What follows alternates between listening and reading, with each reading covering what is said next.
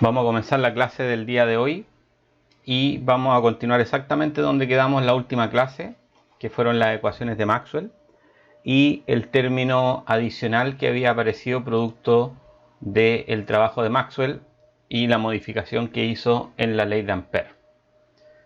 Entonces vamos con algunas motivaciones respecto de la clase de hoy. A ver si ustedes me van contando cómo piensan ustedes que las distintas imágenes que están en esta diapositiva estarán relacionadas con la clase del día de hoy.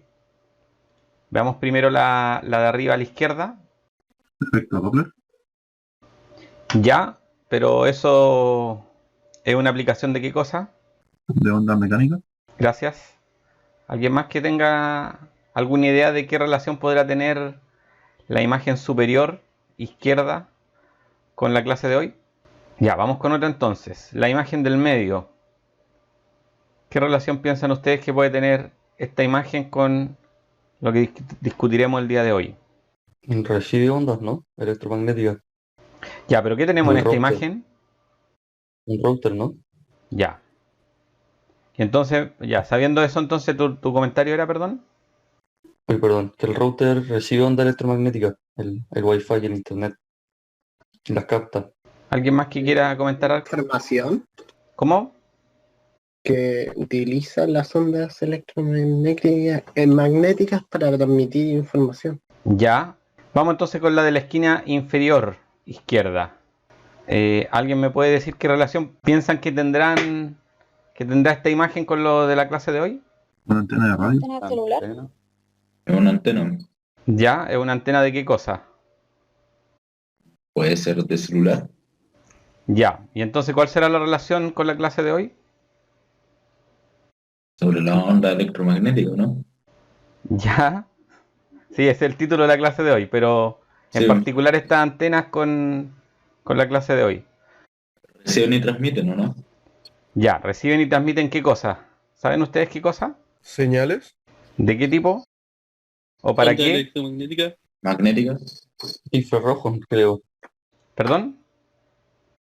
¿Para las Creo que telecomunicaciones? Ya, eran una onda específica del espectro. No me acuerdo cuál, creo que infrarrojo.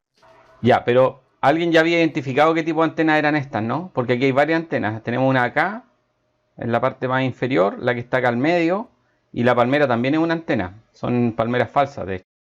Volvamos a la imagen de acá arriba, a ver si alguien ya se iluminó respecto de la imagen superior izquierda. ¿Qué relación podrá tener con la clase de hoy? Receptor de onda. ¿Ya? Pero eso es muy genérico. Podría ser cualquier cosa un receptor de onda. ¿Qué está pasando en esta imagen? Descríbanme la imagen por último. Imagínense que yo no tengo idea de nada y explíquenme qué es lo que está pasando en la imagen. ¿Estará midiendo la velocidad? El carabinero está pistoleando. Ya, pero pistoleando puede ser un arma de fuego, La ¿no? velocidad. Yo creo que eso es porque transmite una onda hacia el vehículo y esa se devuelve, ¿no? Ya. Entonces, este objeto que está aquí en sus manos, ¿qué es lo que será? Es como un mini radar, ¿o no? Y un Que receptor. rebota y... Ya, alguien dice por ahí un mini radar. Vamos entonces con la imagen de la derecha ahora. ¿Un velocímetro? Ya, es un equipo que mide velocidad, sí, efectivamente. En realidad es rapidez, pero no les sugiero no entrar en esa discusión con un carabinero. A la derecha, ¿qué relación piensan ustedes que puede tener esta imagen con la clase de hoy? Esos son radares. Esos sí son radares. Los que tiene el buque. Ya, efectivamente, aquí hay una serie de radares, hay varios. Hay, por ejemplo, aquí arriba hay uno, aquí hay otro. Esa barrita ahí es un radar. Esta malla gigante también es un radar. Aquí hay otro, por acá atrás hay otros más. O sea, sí, efectivamente, en esta imagen, a pesar de que no es evidente, lo relevante es que los buques y los barcos en general tienen radares. Y los radares están relacionados con ondas electromagnéticas, tal vez también como lo está en este caso los equipos que tenemos en nuestras casas que nos entregan Wi-Fi, y también las antenas que nos proveen de la señal telefónica. Y bueno, acá en el caso superior, como ya lo mencionaban, efectivamente aquí se utilizan ondas electromagnéticas para medir la velocidad, que en realidad es la rapidez de los vehículos en la carretera. Vamos entonces con la discusión a donde la habíamos dejado la clase pasada, ¿no? La clase pasada estuvimos discutiendo las ecuaciones de Maxwell y habíamos llegado, después de una discusión relativamente tortuosa, a que las ecuaciones se resumían a 4, en realidad son más de 4 porque hay unas que son ecuaciones vectoriales, como la ley de Faraday y la ley de Ampère-Maxwell son ecuaciones vectoriales, por lo tanto cada una de ellas son 3 ecuaciones, pero uno dice que es una única ecuación porque se puede escribir a partir de una relación con una única ecuación, que a pesar que tiene componentes esa ecuación, ¿no? Entonces teníamos la ley de Gauss para el campo eléctrico y el campo magnético en su forma integral y diferencial, la ley de Faraday en su forma integral y en su forma diferencial, y por último la ley de Ampère-Maxwell en su forma integral y en su forma diferencial. Nos vamos a interesar en la clase de hoy en el caso particular de las ecuaciones de Maxwell en el vacío. ¿Qué significa el vacío? En este contexto en el cual yo voy a hablar de vacío me refiero a la ausencia de cargas, y si no hay cargas tampoco hay corrientes. Entonces, si no hay cargas, tanto la Q como las I son 0, pero también ρ y también J. Es decir, Q y ρ son 0, I y J vector también son 0. Y entonces, en ese contexto, las ecuaciones de Maxwell se reducen a esta forma, donde se vuelven simétricas. Esto es algo extremadamente interesante, el hecho de que en el vacío las ecuaciones de Maxwell tienen la misma forma. Me refiero, por ejemplo, a la ley de Gauss eléctrica y magnética, tienen la misma forma. Obviamente son campos diferentes, pero las ecuaciones tienen la misma forma. Y la ley de Faraday y la ley de Ampère tienen también la misma forma. Obviamente cambian los vectores, ¿no? O sea, de hecho los vectores están cambiados de lado, ¿no? Pero la forma de las ecuaciones son la misma. Eso es extremadamente importante. Ahora nos vamos a ocupar en particular de estudiar campos electromagnéticos que varían en el tiempo. O sea, vamos a suponer que los campos no son constantes, sino que están variando en el tiempo. No sé si alguien me podría recordar el concepto de campo. Me pueden levantar la mano o pedir la palabra. Que me diga alguien qué es lo que es un campo en el contexto de lo que estamos estudiando. Tengo entendido que es una sección que se compone de vectores. ¿Ya? ¿Alguien más que se anime? Es una cantidad vectorial que está distribuida en el espacio de alguna forma. ¿Ya? ¿Alguien más que Creo que- quiera decir algo? Es una propiedad del espacio, si no me equivoco. ¿Ya? ¿Una propiedad del espacio? ¿Quién más?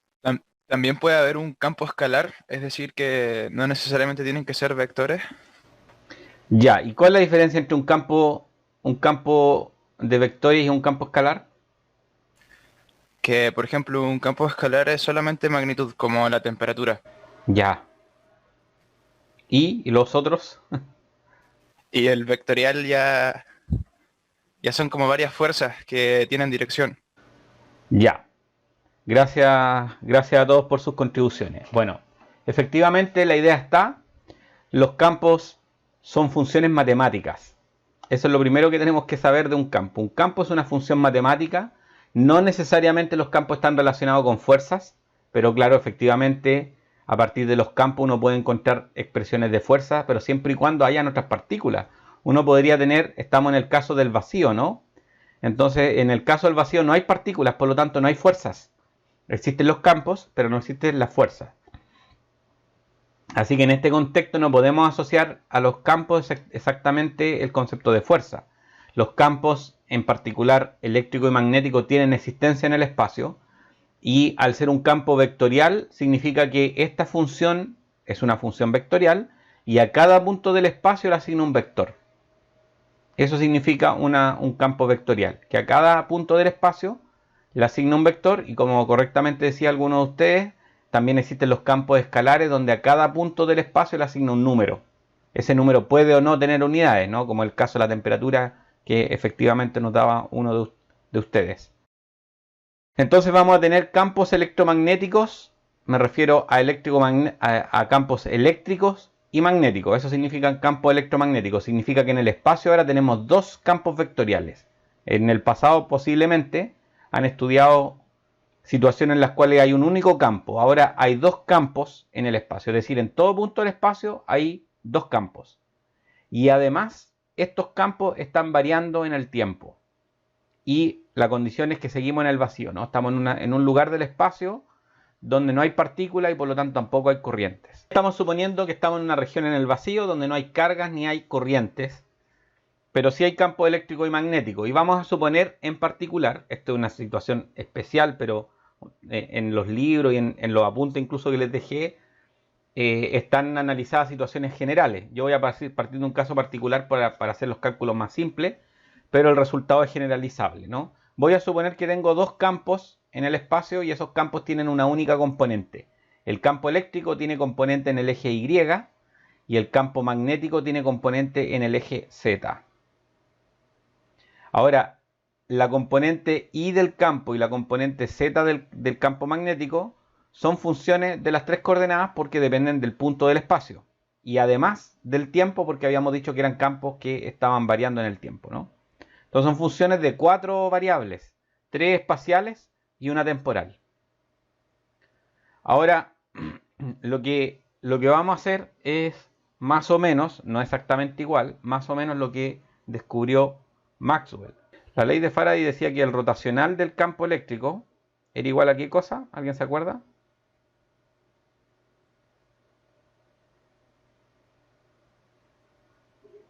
A la derivada del campo magnético Ya por el tiempo. hay un signo menos que es la ley de Lenz y entonces sería la derivada parcial del campo magnético respecto del tiempo. Y la ley de Ampère-Maxwell nos dice que el rotacional del campo magnético es igual a μ0, epsilon 0 y aquí viene la derivada del campo eléctrico respecto del tiempo. Ustedes tienen que estar atentos porque me puedo equivocar en algo, entonces tienen que estar súper atentos para corregirme en caso que me equivoque en algo. Hasta acá estamos de acuerdo, ¿no? Profe, a Dime. la ley de Ampère y Maxwell, ¿no se le suma también μ0 por J? Lo que pasa es que estamos en el vacío. Entonces, como estamos en el vacío, la condición es que J vale 0. Ah, ya. Recuerda que si no hay corrientes, si no hay cargas, las cargas no se pueden mover y por lo tanto no hay corrientes. Y si no hay corrientes, J vale 0. Ya, profe. Gracias. Entonces aquí tenemos las dos ecuaciones y lo que tenemos ahora, vamos a tomar las derivadas temporales. Entonces voy a poner acá dE a dt. Y de ahí es fácil darse cuenta que esto va a ser J unitario por dEi. Sería entonces respecto del tiempo, ¿no? dt. Vamos a borrar esta E. Es sin vector porque le puse el J acá, ¿no? Y la otra derivada es la derivada del campo magnético respecto al tiempo. Es K unitario. Y aquí sería dBz a dt. ¿De acuerdo hasta ahí o no?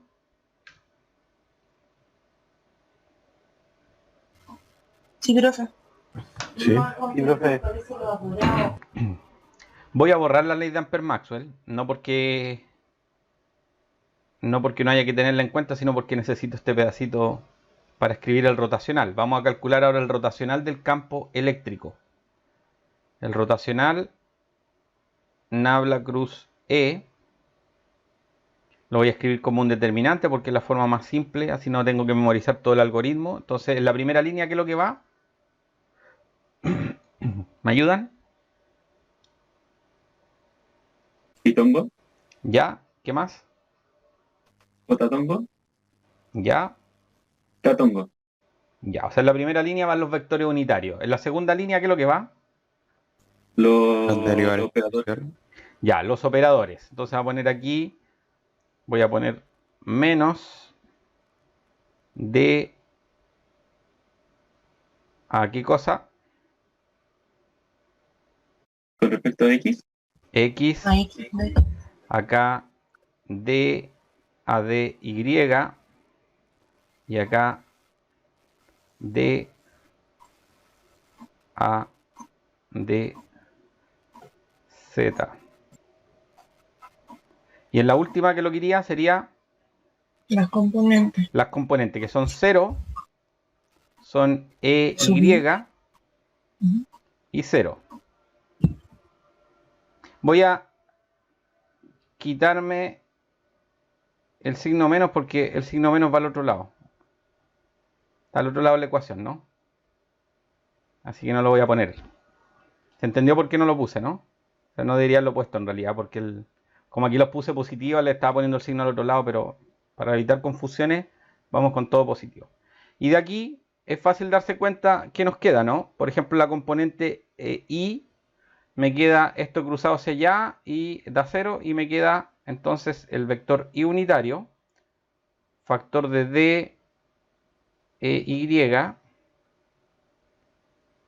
a de z, ¿no?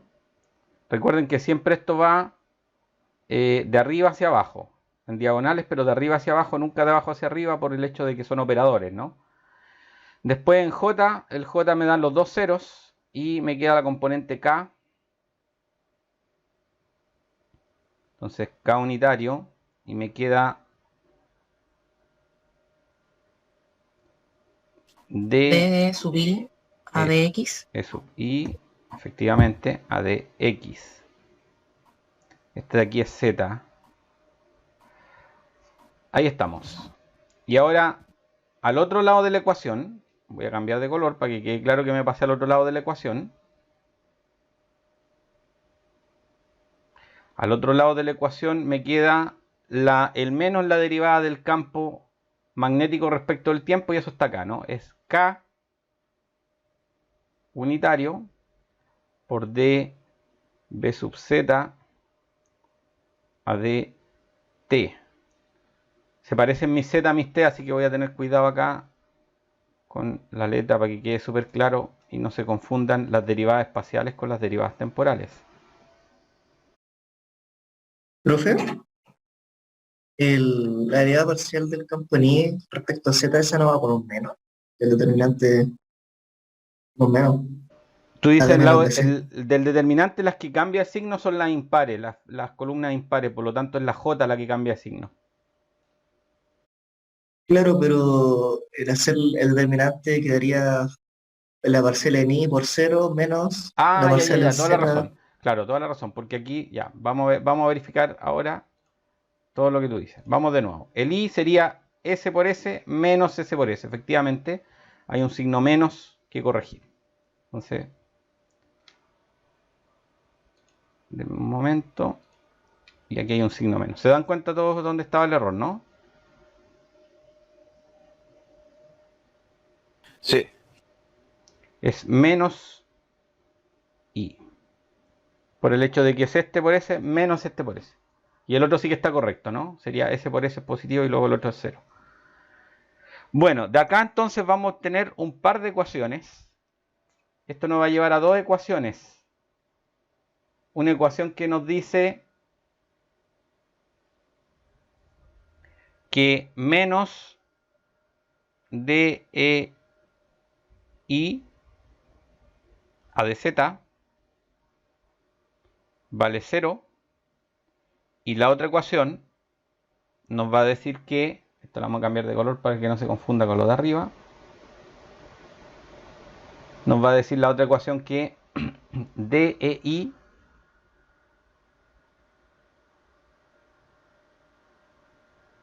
a dz, no, perdón, a dx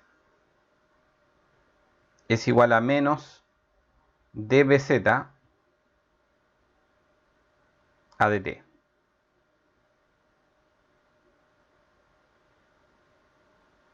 Entonces tengo dos pares de ecuaciones. Esta de aquí, que es una. O sea, no, tengo un par de ecuaciones, no dos pares de ecuaciones. Y esta de acá, que es otra. Esta de aquí no es relevante para mí. no es relevante para mí. En cambio esta de aquí sí, porque me establece relación entre... Esto es una ecuación diferencial, de hecho me establece relación entre dos variables. Ahora, si uno repite lo mismo con la ley de Ampère-Maxwell, lo que va a hacer es obtener estas cuatro ecuaciones. Acabamos de obtener una, ¿no? O sea, estas dos de arriba. Las dos primeras las acabamos de obtener. Si ustedes repiten el procedimiento con la ley de Ampère-Maxwell, van a obtener estas otras dos ecuaciones. La que me van a importar es la 2 y la 4. De esta numeración, la 2 y la 4 son las que me importan. De hecho, son ecuaciones conocidas. Entonces, siendo ecuaciones conocidas, lo que vamos a hacer ahora es, porque uno que ha estudiado ondas, conoce estas ecuaciones. No para los campos, pero ha visto estas ecuaciones antes. Entonces, lo que uno hace acá es buscar una ecuación de segundo orden.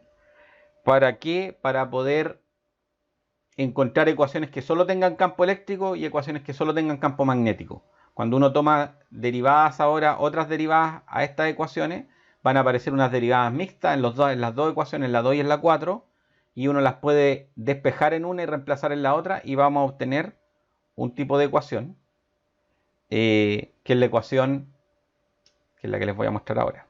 Los pasos intermedios los pueden hacer ustedes después, ¿no? Esto es el resumen. Uno obtiene dos pares de ecuaciones, no, de nuevo, un par de ecuaciones, una para el campo eléctrico y una para el campo magnético. Y eso es justamente lo que se conoce como la ecuación de onda para el campo eléctrico y para el campo magnético. Insisto que los detalles de los cálculos no los voy a hacer porque es una cuestión netamente matemática, de despejar, de igualar cosas, pero ustedes pueden verificar sin mayor complicación cómo a partir de la ley de Faraday y la ley de Ampère-Maxwell se llega a las ecuaciones de onda. Y por eso que en la clase pasada yo les decía la relevancia del término que agregó Maxwell a la ecuación de Ampère. Porque sin ese término no se llega a esta ecuación de onda. A todo esto, Maxwell fue el que encontró la ecuación de onda a partir de las ecuaciones de las ecuaciones que obviamente en su época no se llamaban ecuaciones de Maxwell, ¿no? A partir de este conjunto de ecuaciones, Maxwell obtuvo la ecuación de onda. Y no solamente se obtiene la ecuación de onda, sino que lo interesante es que se obtiene la ecuación de onda para el campo eléctrico y la ecuación de onda para el campo magnético. Es decir, que cuando los campos fluctúan en el espacio y el espacio es vacío, aparecen entonces ondas eléctricas y ondas magnéticas. Y tienen la particularidad de que las dos ondas tienen la misma rapidez de propagación. Porque si ustedes recordarán la ecuación de onda, o de la ecuación de onda genérica, el término que está multiplicando a la segunda derivada temporal está relacionado con la rapidez de propagación. En particular, de aquí uno determina que la rapidez de propagación de estas ondas electromagnéticas se obtiene a partir de 1 sobre la raíz cuadrada de mu sub 0 y epsilon 0, que son dos constantes que no tienen nada que ver con ondas, se determinan experimentalmente a partir de experimentos, o ya sea a través de la ley de Ampère o de otros experimentos, se determinan estas constantes, ¿no? Y estas constantes eran conocidas en la época de Maxwell. Por lo tanto, Maxwell podía hacer el cálculo de cuánto era la rapidez con la que se propagaban las ondas que nosotros llamamos ondas electromagnéticas.